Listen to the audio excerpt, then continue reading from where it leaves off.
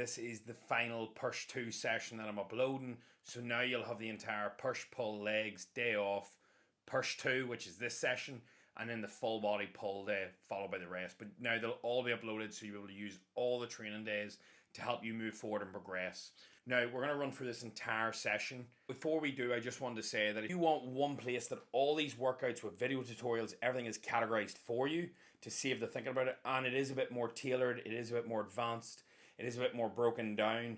We are releasing these programs. There's going to be a phase 1 and a phase 2, which will be absolutely unbelievable. Now, this whole entire YouTube breakdown would have been a phase 2. However, what I'd like to highlight is this YouTube workout series we've done is a bit more generalized. It's not as tailored. I've tried to make it like anybody could use it rather than dialing in a bit more, which I have done with the programs, because you can obviously monitor and tailor volume as needed. And I explain that throughout the programs. Trust me, they are world class. I honestly never pitch anything, but it's just they're so good for the value, and we're releasing them. And hopefully by the time this video comes out, them programs will be done, touch wood. I programmed them, they're just away, and you know how things are. They take a bit of time to come back nice and polished, because whatever I do is not polished, as you'll know from the YouTube videos that I'm trying to edit myself, and hopefully you've been enjoying. So look, we're going to dive into this push session, the final one. We are starting with a cable fly, because on the other push day, we start with a lengthening movement for the chest, the press. Whereas on the push 2 session, we're going to start with shortening the chest first. Now, this is going to work really well with obviously getting the mind-muscle connection, but it's going to allow you to really warm up the chest to get a hard, heavy push on your compound movements. I just find it nice to rotate whether you're doing flies first or pressing, but it's personal preference. Now, the main cues I want to really focus on here is controlling the negative, allowing the elbows just to pass shoulder height, as long as this feels comfortable. And notice how my cable fly always looks like a press into a fly. You want to focus on elbows apart and then elbows together. The main thing you want to remember is that the chest contracts where, yes, the hand is, but mainly the elbow. Because if you bring the hands way too wide, you will notice you struggle to lift more weight in a fly.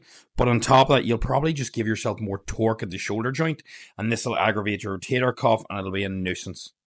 Now into the meat and potatoes of the chest work. Notice how I use a bench to align the Smith in the middle. This makes it 10 times easier. Rather than getting up and down like a yo-yo constantly, you can just line it up properly once and you're good to go. And this will give you a perfect Smith press every time. Now, I forgot to take my non-stim pre-workout before I started flies, so I took it now. Do not do what I did.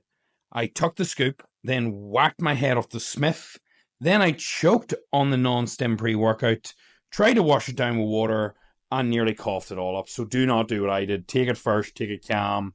Where do you see my face here? Oh, I don't know what was going through my mind dry scooping that. Do not recommend that. Look, we're doing 5 sets of the Smith press, and a lot of people might think that's a lot, but we're not doing a lot of exercises for chest over the week. So we're actually doing 3 heavier sets on the Smith, followed by 2 down sets. So the initial weight you use is fine. Go to as close to failure as you can bring it there.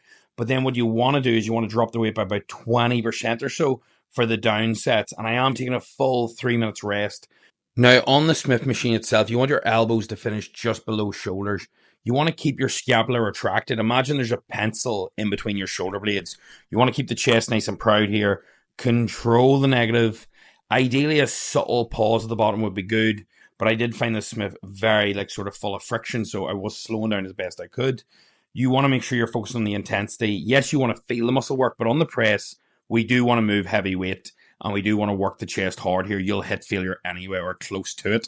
And remember, this is one of your biggest movements of the week. Make sure to psych yourself up properly. I do a couple inhales and exhales. I probably look like a bit of a lunatic, but it gets me zoned in. And that's what it's all about, beating your prior sets. So making sure to logbook week on week, and that's super important. Notice how in this set I tried to correct my form, slowing down, hitting my chest, and then moving up.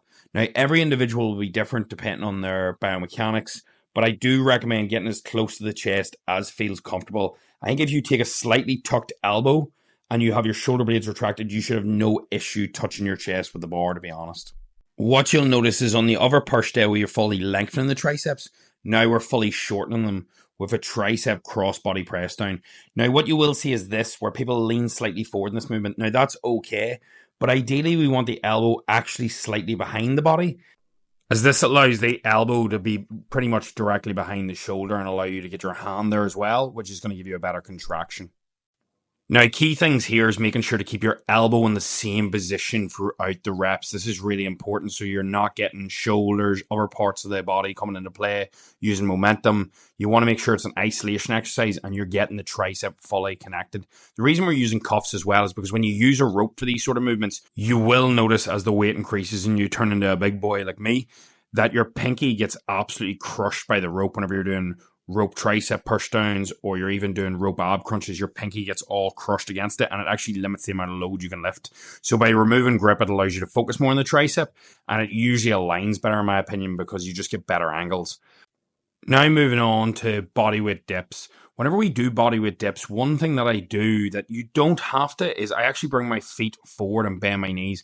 I just find this far easier to actually lean forward and target the chest. Now, if you want to work triceps more in this movement, you want to stay as upright as possible and you'll find this easier with your feet back.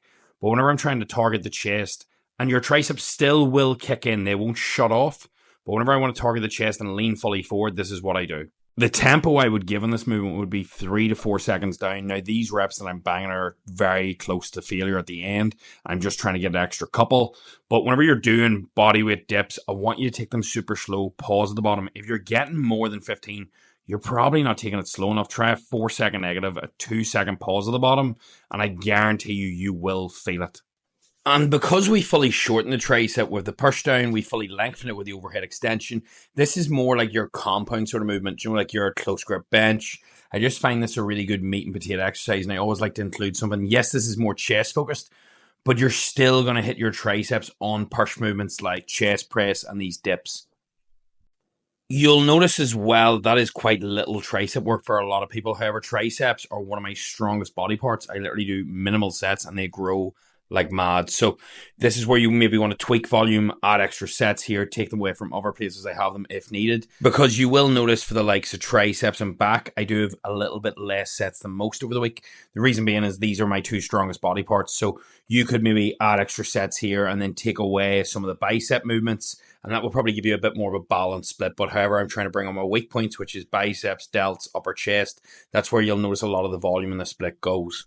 One thing to note is no matter what program you have, it will not work if you don't work. Now, you do not need to hit failure on every single set. I don't think that's even mentally possible for most people, but you do want to bring it pretty close. This way, you know you're pushing hard enough.